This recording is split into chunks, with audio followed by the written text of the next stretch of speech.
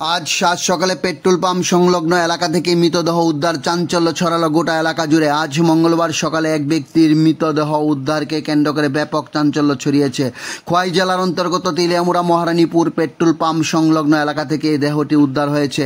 জানা যায় মৃত ব্যক্তির নাম কৃষ্ণদেব, বয়স 60, যিনি তেলিয়ামুড়া থানার অন্তর্গত ডিএম কলোনি এলাকার বাসিন্দা।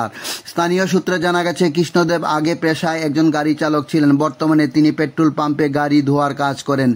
মঙ্গলবার সকাল নাগাদ স্থানীয় পাম্প সংলগ্ন একটি ঘরে নিথর দেহ পড়ে থাকতে দেখা যায়।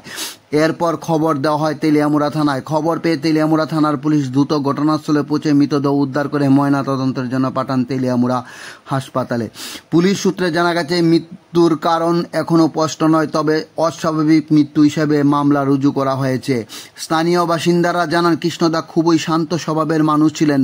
এমন মৃত্যুতে আমরা অনেকটাই মর্মাহত। এই ঘটনার পর মহারানী এলাকার নিরাপত্তা নিয়ে অনেকটাই প্রশ্ন উঠতে শুরু করেছে।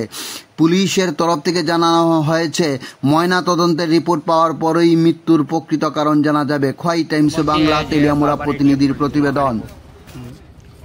আমি স্যার তার সঙ্গে অনেকদিন পরিচিত। সে ড্রাইভার হিসাবে গাড়ি চালাতো আগে 6 চাকা। সে ওখানে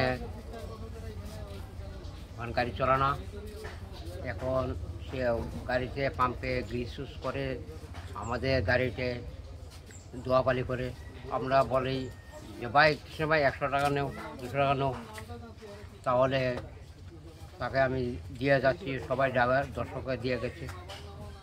এখন এটিভি আমি যাবার সময় সে অসুস্থ। এই হোটেলের মালিক শুক্লাল তার বাড়ি তেলিয়ামুড়া। সে এখানে মহারানীপুর দোকানদার, চা ব্যবসায়ী দোকানদারি করে, চা বেচা খায়। আমরা তার থেকে থাকি। ও তার সঙ্গে পরিচিত হিসাবে। আর কৃষ্ণর সঙ্গে আমি অনেক সময় তার